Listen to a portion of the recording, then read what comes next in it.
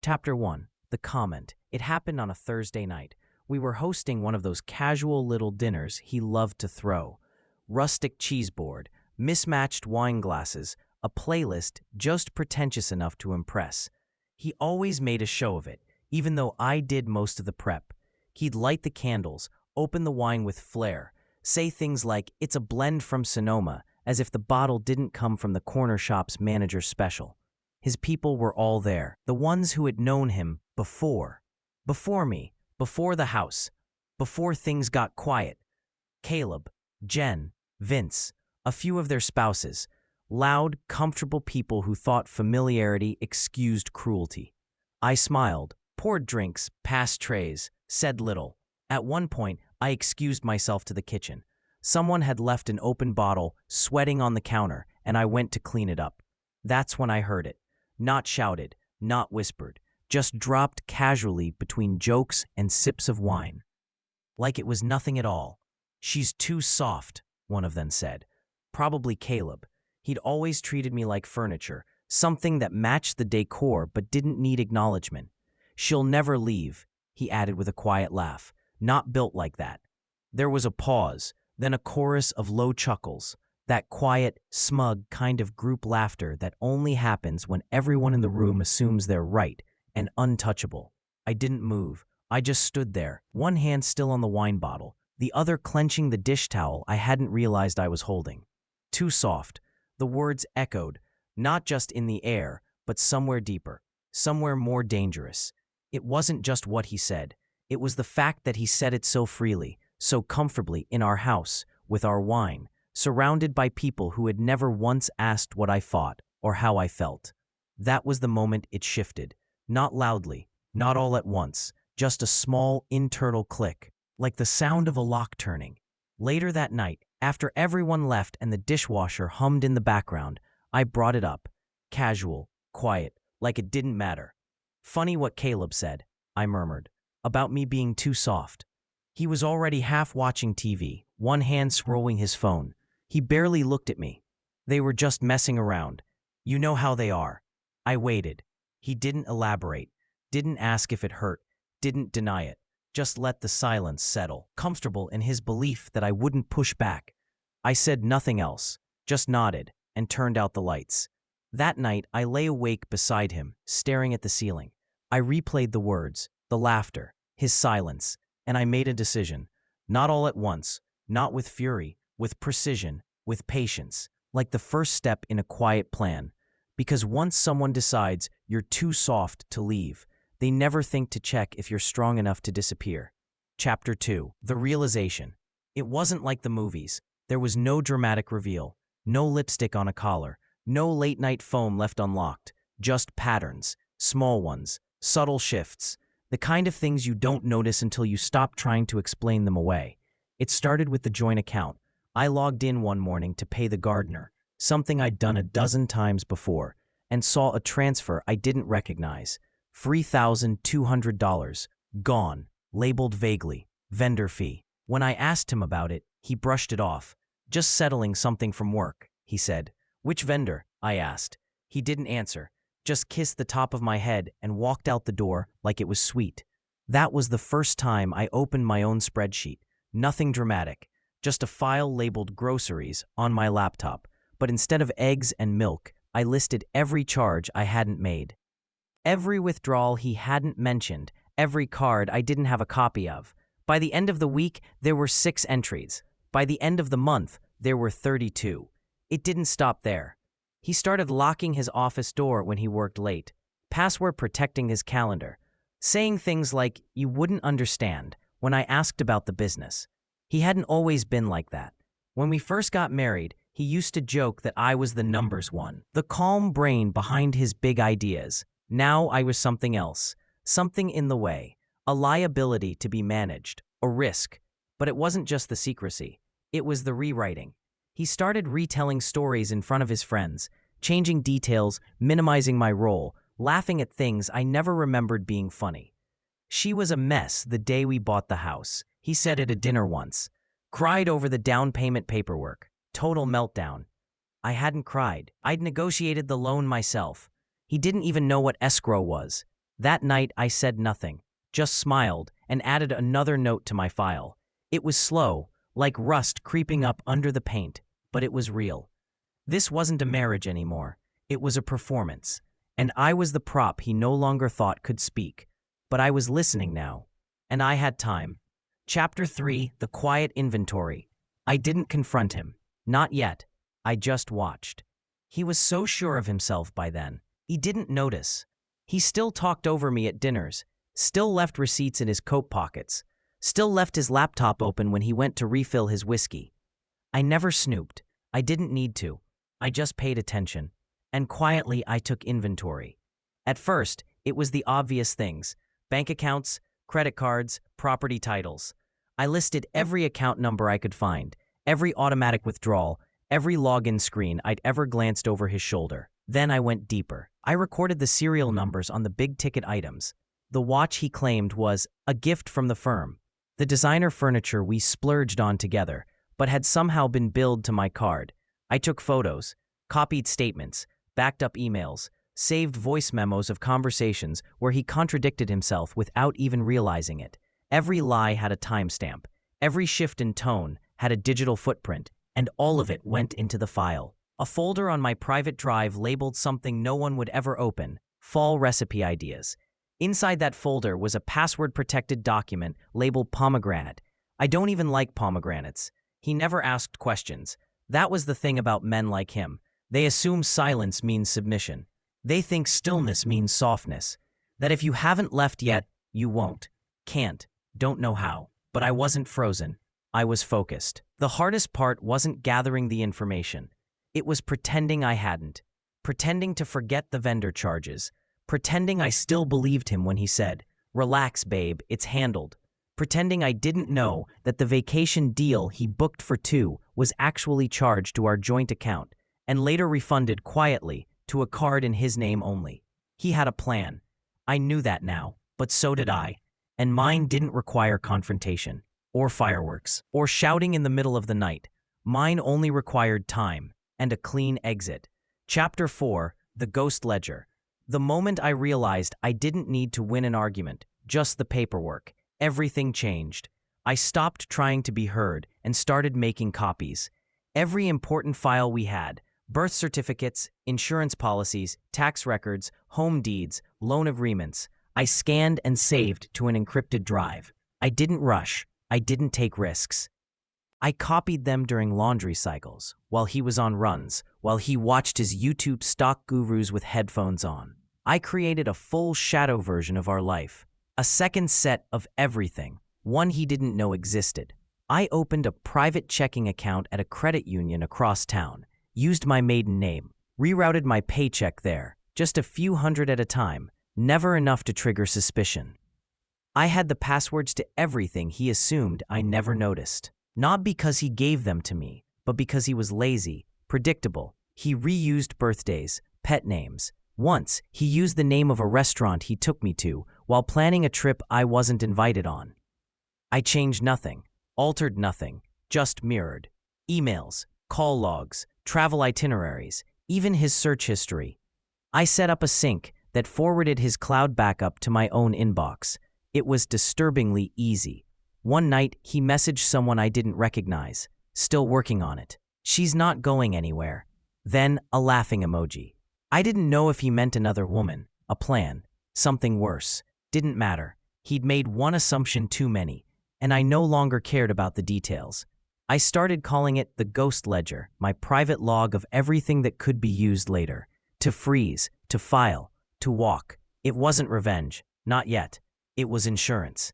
Because when someone bets everything on your silence, your proof becomes your power. Chapter 5. His plan. I don't know what I expected when I opened the folder on his desktop. It was late. He was asleep on the couch, snoring through a rerun, with his phone face down and half a glass of whiskey still sweating on the table. He'd left his laptop open, careless, like always. Password saved. No lock screen. I didn't go looking. Not exactly. I just clicked. A folder labeled Q4 Prep. He used business speak for everything, gave his secrets professional names, as if it made them less personal. Inside were scanned documents, PDFs, Some were financial, quarterly reports for the business I helped him launch, despite what he told his friends. Others were darker. A folder labeled Preliminary Division. Another labeled Protective Filing. One that stopped me cold, Asset Retention Strategy, Personal. I opened it. There were spreadsheets, all formatted to look like business summaries, but they weren't. They were ours.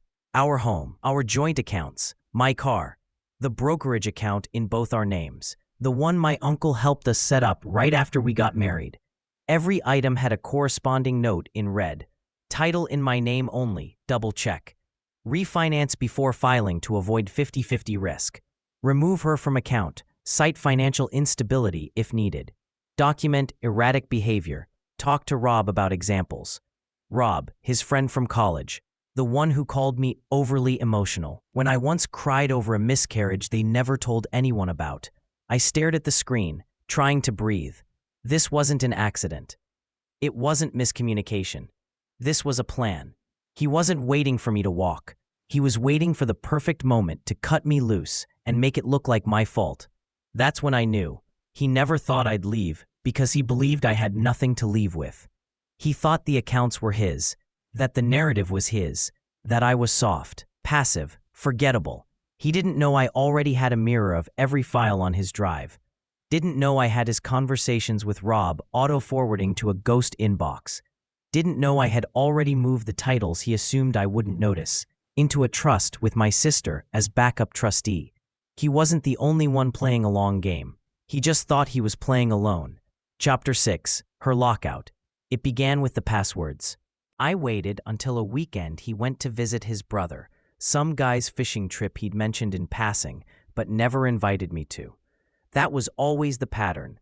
I existed behind the curtain, supportive and unseen, while he played the doting, self-made husband in public. That weekend, I opened every single account tied to our life. Joint bank accounts, utility bills, mortgage logins, cloud backups. I didn't delete anything. I didn't transfer massive sums. I just changed the secondary contacts, removed his name as an authorized user, updated the email addresses, all to ones he didn't know I had. Every login now pointed to me. Next, I called the credit card companies. Calm, polite. I told them I suspected a compromise and asked to reissue my cards with new numbers. I wasn't lying. My trust had been compromised. My security had been breached. They never asked for proof, just verified my identity and put the wheels in motion. By Tuesday, my name was on everything that mattered. His, nowhere. He didn't notice. Not yet. He was still operating under the illusion that nothing could happen without his permission. He still asked questions like, "Did you pay the landscaper?" And I'd smile and say, "Of course." He still forwarded invoices to the joint account inbox. He didn't realize I'd redirected it to a new domain that only I controlled. But this wasn't just about finances. It was about access, authority, autonomy. So I changed the locks on the filing cabinet he never opened, replaced the key fob for the safe in the garage with one only I could program, made a quiet visit to the DMV, and transferred my vehicle title fully into my name, something he thought had been done years ago but never followed up on. Then came the big one. I contacted the attorney who handled the initial paperwork for our prenup, not to challenge it, not yet, but to request a certified copy. I told her I was doing some financial house cleaning and wanted to cross-reference a few things for estate planning. She didn't press, she just emailed it to me. And when I read through the document again, slowly this time, not as a newlywed in love, I saw the loopholes he'd never bothered to fix. The protections he assumed were ironclad weren't, especially not when paired with the receipts I'd quietly been collecting. I documented every step, every form, every contact. My Google Drive was now a silent fortress. My phone had a two-factor vault app even I couldn't access without a fingerprint. I wasn't running away. I was building an airtight strategy, a life raft he wouldn't even know I'd launched until the ship was underwater. And maybe that was what made me different from him. He manipulated to win. I maneuvered to leave. No drama, no damage, just silence, and the slow, surgical removal of his access to me. Chapter 7. The Vanish. The morning I left, I woke up at 4:11 a.m. I didn't need an alarm. I hadn't slept much anyway. Not out of nerves, but clarity. There's something oddly peaceful about finality when you're the one choosing it. The room was still dark, the edges of the curtains just starting to pale with dawn. He slept soundly beside me, arm draped over the pillow like he had any idea what today was. I watched him for a moment, not out of love. That had evaporated long before this. Out of curiosity, how many times had he rolled over in that bed, confident I would still be there in the morning? How many times had he counted on my stillness as proof of loyalty, of submission? He didn't know he was already alone. I moved carefully. My go-bag was already zipped, hidden beneath the guest bed, inside a box marked donations. I packed it slowly over several weeks, a shirt at a time, my favorite mug wrapped in a towel, the folder of original documents tucked into a laptop sleeve I pretended not to use. I showered, dressed, put on mascara. The ritual was for me, not him. Downstairs, I brewed the coffee like I always did, his favorite roast. Timer set the night before. I laid out his keys, charged his headphones, checked the weather, and left his umbrella by the door. Routine, comforting, predictable. That was the point. This wasn't an escape in the dead of night. It was a departure so quiet it bordered on surgical. The house was immaculate, trash out, dishwasher running, fridge stocked, bed made. I left nothing out of place, nothing that would tip him off. Because when someone believes you'll never leave, the cruelest truth isn't that you do, it's that you planned it for months, right under their nose, and still had time to top off the ice trays before you vanished. I didn't leave a note, not out of spite, out of respect for my silence. My car, now registered under a trust, waited 2 blocks down, parked behind an abandoned yoga studio. I took side streets to the highway, never looked back. I passed the city line just as the sun broke. The sky was streaked in orange and slate, and for the first time in years, I felt weightless. Not euphoric, not vengeful, just done. No more walking on eggshells, no more trying to be understood, no more justifying boundaries that should have never been crossed. By the time he woke up, I was already gone. Phone number deactivated, email address scrubbed, my name no longer attached to anything that could be used against me. His banking notifications would start around 9 a.m. The locked accounts, the bounced access attempts, the missing auto transfers. That's when the panic would hit. Maybe he'd think I ran out of emotion, but the truth? I had simply run out of permission. And the quiet that followed me as I drove into my next chapter wasn't emptiness, it was control. Chapter 8. The Freeze. It started with something small. He was on his way to a breakfast meeting, the kind he liked to show up early for, already caffeinated and casually dominant. He pulled into the cafe lot, slipped on his sunglasses, and checked his reflection in the rearview mirror. Everything was in place.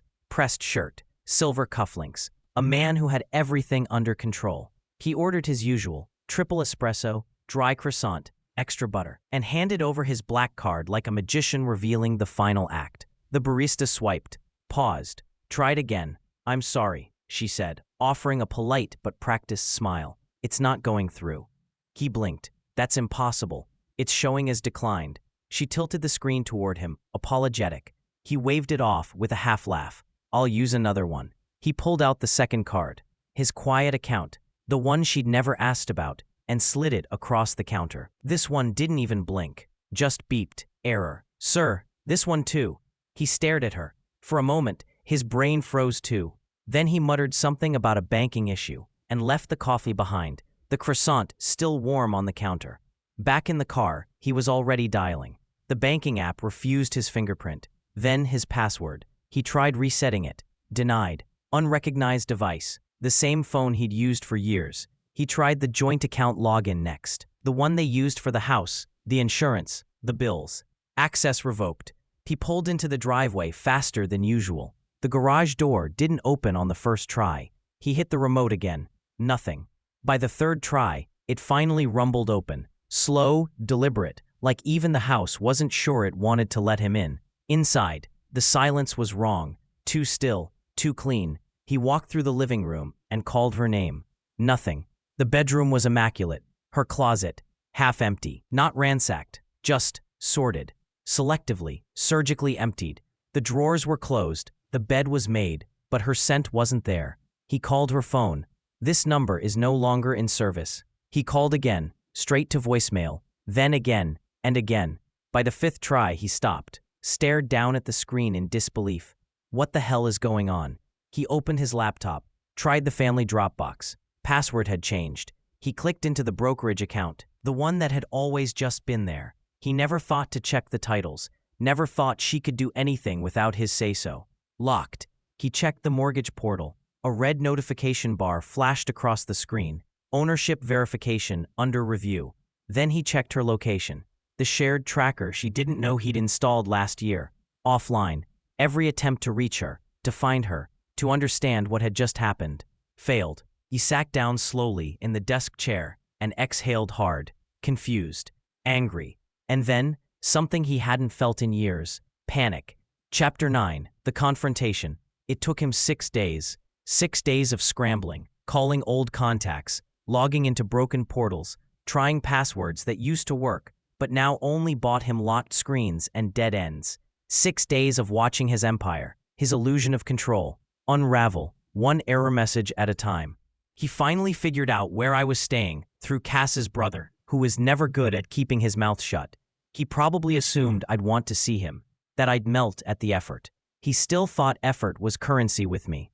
Cass and I were drinking tea in her kitchen when the knock came.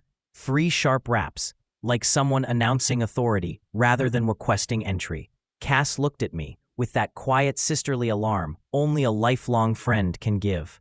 "You want me to lie for you?" "No," I said, standing. "I'm not hiding. Let him see what he lost." When I opened the door, he was already in performance mode.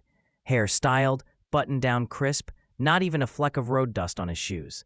Like this was a meeting, a formality. Like we might just talk it through and I'd come home to clean sheets and a new password he'd promised not to change this time. "Where the hell have you been?" he asked. His voice was low, controlled, the kind of control that crackled at the edges. "Living," I said calmly. His jaw twitched. "You think this is funny? You froze everything. My accounts, my brokerage. I couldn't even refill a prescription." "I left you the coffee machine," I said. Felt generous. That got under his skin. I watched it land, the subtle twitch in his eyebrow. The way he folded his arms tighter across his chest, like he was trying to hold on to what little remained of his script. "You left without a word," he said. "You embarrassed me." I tilted my head. "You're worried about being embarrassed?" He took a step forward, tone dipping into something patronizing. "Look, I know you're upset. I know it felt like you had no choice, but let's be honest, this wasn't a fair play. You caught me off guard. You weaponized things that were supposed to be shared." My voice didn't rise. I didn't blink.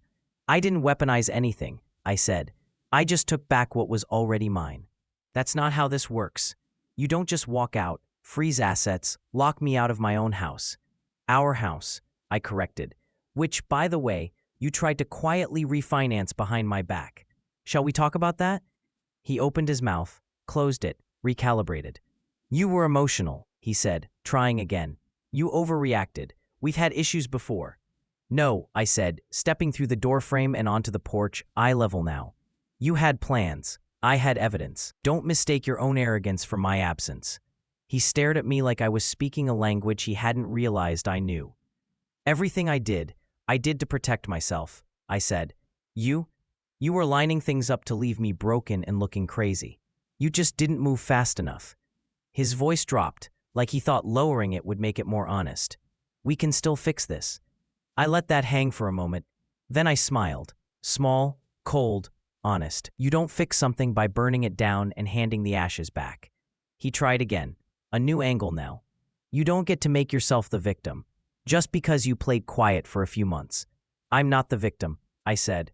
"You just thought I was too soft to be the one who walks." His silence was louder than anything he could have said, and for the first time, he saw it. Really saw it. I wasn't coming back. There wouldn't be a late-night phone call, no tearful reckoning.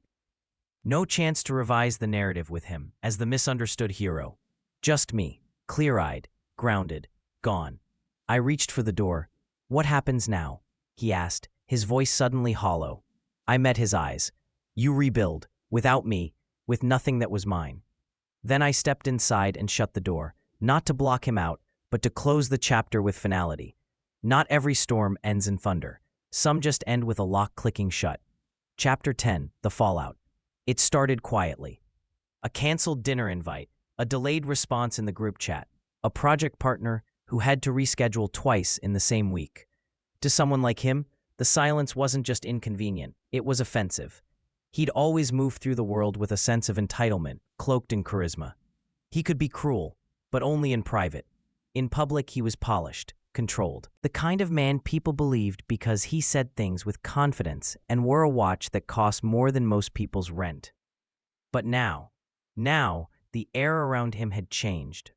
People weren't laughing as hard at his stories, weren't asking about me, weren't offering that same automatic praise when he described himself as the one who keeps things running at home. Because word was getting out. Not all at once, not in a scandal, but in quiet shifts. Conversations whispered between mutual friends, careful questions asked at happy hours. She left? Just like that? Did she really take everything? I always thought she was so quiet, but smart, like she noticed everything. He tried to control the story, of course, told people I'd been unstable, said I overreacted, that I must have found someone else, because who else disappears in the middle of the night? But his story had holes, and people were starting to see them, because for years he'd talked down to me in front of them, laughed at my sentimental budgeting, brushed off my questions about our savings, made digs, always just short of cruelty, when I asked about boundaries. And now, I was gone, on my terms, and somehow, he was the one left spinning. His sister tried to call me, left a voicemail filled with fake concern and a half-hearted offer to talk if I ever wanted clarity. I didn't respond, because I remembered her laughing that night in our kitchen when someone called me too soft and she didn't say a word. Even his closest circle began to shift. Caleb, the loudest of the crew, stopped returning calls. Vince started distancing himself from the business. And Jen sent me flowers. No note, just a card that read, "Took me too long to get it. I do now." And he sat in a house that felt bigger than it used to, quieter. The rooms echoed differently when no one was orbiting him. No one to reflect his version of events back at him with a nod and a grin. He used to brag that everyone respected him. But the truth? What they respected was me. They just didn't realize it until I was no longer standing beside him to soften the impact. Chapter 11, The Legal Flip. Derek liked to say lawyers were a last resort. He used to smirk when friends brought up prenups or postnups, called them trust issues in legal form, said things like, if you need a contract to stay together, you're already screwed. He liked to pretend his confidence was morality. It wasn't, it was control. And that's why I didn't tell him when I retained my attorney. Her name was Camille Reyes. Quiet, exacting, unshakable. She didn't ask why I waited. She asked for the files, the timeline, the asset list. When I showed her the ghost ledger, all those carefully documented transfers, the red-flagged purchases, the fake vendor reimbursements, she raised one eyebrow and nodded slowly. He tried to build the trap first, she said. You just finished the blueprint before he got the floorboards down. I signed the engagement letter that day. And Camille, she didn't file one motion. She filed 5. Derek was served by courier at a breakfast meeting, no less, in front of a junior partner and a potential investor. Clean envelope, legal header, neutral tone. Inside, petition for divorce, emergency order to freeze marital assets, a motion to compel disclosure of hidden accounts, preliminary spousal support, and an intent to pursue financial misconduct. He called me that night. I didn't answer. He called again, then texted a string of messages that shifted wildly in tone. What is this? We can talk. You're not thinking clearly. Do you really want this to get ugly? I never meant for you to see those files. Camille told me not to respond. I didn't. Instead, I forwarded the texts to her, and she added them to the file, labeled Pattern of Intimidation plus Emotional Baiting Post-Filing. By the end of the week, his attorney, A well-coiffed man named Grant, who clearly thought he'd be handling someone fragile, called Camille to open a conversation about reconciliation options. She told him, "We're not interested in conversation, we're interested in resolution, documented, enforceable, and final." Derek thought I wouldn't have the stomach for a legal fight. But I didn't need to fight. I had Camille, and the truth, and a paper trail longer than his apologies. Chapter 12, The Reputation Break. For a man like Derek, the loss of money was irritating. The loss of control was infuriating. But the loss of reputation, that was unbearable. He'd built his entire identity around being composed, calculated, respected. He spoke on panels, mentored up-and-comers, had a LinkedIn feed full of curated wisdom and corporate dad jokes. He was the guy people asked for networking favors over drinks, the one they thanked for always knowing what to say. But people like that don't survive long when the truth stops cooperating. It started with whispers, a missed payment here, a rumor there. Someone in his firm leaked the story about the breakfast meeting, the one where he was served in front of a client. It made its way around the office faster than Derek could spin it. Someone even screenshotted the moment from security footage and passed it around in group chats. They added a caption, "Guess she had receipts." He started showing up less, blamed a personal matter, and took meetings from home. But even that didn't help. Clients asked questions. One requested a new point of contact. Another dropped out of a deal altogether, citing instability in leadership optics. Then came the post. Not from me. I didn't say a word, but someone, maybe Jen, maybe someone watching from afar, posted a cryptic line to social. When you strip away someone's image, all that's left is how they treated you. The comments didn't mention his name. They didn't have to. People knew. He tried to tell his version, to select a few sympathetic ears and spin it like I'd gone rogue, that I'd overreacted and gotten aggressive with legal action, that I changed after the move, or after the miscarriage, or after he had to take control of our finances to keep us stable. But his problem was, I didn't defend myself. I didn't need to. My silence, paired with the sudden precision of the legal strategy, said more than I ever could. You don't call someone too soft for years, and then look surprised when they turn to steel. Derek once told a colleague, "Perception is the real currency," and he was right. It just never occurred to him that I owned more of it than he did. Chapter 13. The New Normal. There was no grand reinvention, no tropical rebirth, no sudden career pivot, no viral blog post about finding myself. Just calm. My mornings got slower. I stopped flinching when the phone rang. I started drinking my coffee hot instead of forgetting it on the counter. I moved into a space that made sense for me. Not large, not flashy, but mine. A place where no one sighed if I rearranged the furniture, or mocked the throw pillows, or asked why I needed 3 different kinds of tea. I got used to silence, the kind that wasn't suspicious, the kind that didn't follow a slammed door, the kind that meant I was finally alone, in a good way. The divorce moved faster than anyone expected. Camille made sure of that. Derek's team folded early, once they realized how much documentation I had. Not just the finances, but the emails, the texts, the subtle paper trail of manipulation, masked as partnership. The settlement was generous, not because Derek wanted to be generous, but because the alternative was worse, and he knew it. I didn't spend the money quickly, didn't rush to travel or flaunt a new lifestyle. I hired a financial advisor. I rewrote my will. I donated to a domestic legal clinic under Camille's name. And then, I exhaled. Sometimes, people ask if I miss him, if I miss what we had. But the truth is, I don't think we ever had the same thing. I had a life I was building with him. He had a life he was building around me. Now, I'm building a life that doesn't require translation, or proof, or permission. I still go quiet sometimes, it's who I am. But now, that quiet doesn't come from fear, it comes from power. Chapter 14. The Full Withdrawal. It was a Tuesday when I closed the last account. There was no reason it had to happen that day. No court deadline, no attorney prompt, just something quiet in me that decided. Now, today, I'd brewed tea, sat down at my kitchen table, and opened the banking app one last time. The account wasn't even significant in terms of balance. A shared savings account we used for fun goals. The kind of thing couples open when they still believe in shared futures and weekend planning sessions. It was labeled the launch fund. We'd come up with that together. It was supposed to be for vacations, or a future home upgrade, or a business idea we'd toss around in bed and forget by breakfast. I stared at the name of the account for a while. Funny how words that once felt bright could curdle over time. It no longer felt like a launch pad. It felt like an echo. The balance was still intact, untouched since the day I left. Not because Derek respected boundaries, but because I'd locked him out before he even knew it existed. He'd probably forgotten about it altogether.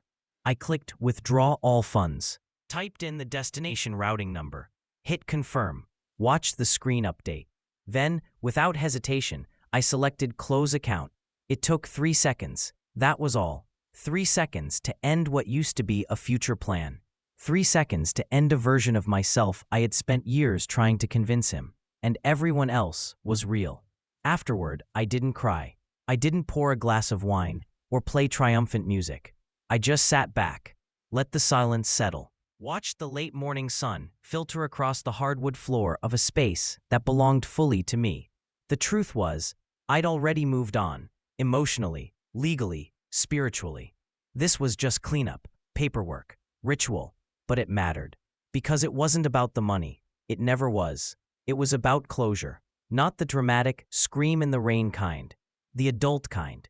The steady, steady breath that comes when you realize there's not a single thread left for him to pull. Nothing left for him to reverse engineer or manipulate or reinterpret. There were no joint subscriptions, no shared passwords, no emergency contacts. No frozen assumptions about who I was or who I'd stay. And Derek, he had nothing left to say. He still tried sometimes. Little things. A cryptic email. A forwarded article. A short text on what would have been our anniversary. Thought of you today. Hope you're doing okay. I didn't answer. Not out of anger, but because I didn't owe him a version of myself that no longer existed. He had loved a version of me that bent and absorbed. The version that flinched instead of spoke. The version who thought that forgiveness meant staying. She's gone. And what remained? Didn't need the last word. She just needed the last withdrawal. Epilogue. Soft no more. They called me soft. They said it like a warning. A flaw. A forecast of failure. Too soft to leave. Too soft to see it coming. Too soft to survive without him. I heard it everywhere. Sometimes whispered by relatives behind half-closed doors. Sometimes joked about at dinners. Sometimes said by Derek himself in a tone too polished to be called cruel. You take things too personally. You overthink everything. You're just sensitive. And for a long time, I believed them. I thought softness meant fragility. That my ability to absorb hurt without lashing out made me weak. That my silence in arguments meant surrender, not strategy. But they were wrong. I wasn't soft. I was patient. I was calculating. I was quiet because I was watching, listening, learning. And when I left, I didn't storm out. I didn't throw his things on the lawn. I didn't ruin him with a tantrum. I walked out without a word because I didn't need one to finish the sentence. What they never understood is that it takes strength to leave without trying to be understood, to walk away without needing applause, to rebuild without making a spectacle of the rubble. Now, when people ask what happened, I tell them this. He mistook my grace for permission, my kindness for consent, my silence for surrender. But he won't make that mistake again, because the woman he underestimated is gone, and the one who replaced her, she doesn't correct people when they call her cold. She just smiles and keeps walking. Thanks so much for watching. If you love a good revenge story, or if you've ever dreamed of getting the last word without saying much at all, you're in the right place. Be sure to like this video, subscribe to the channel, and turn on notifications so you never miss a new savage ending. Because around here, karma always hits different.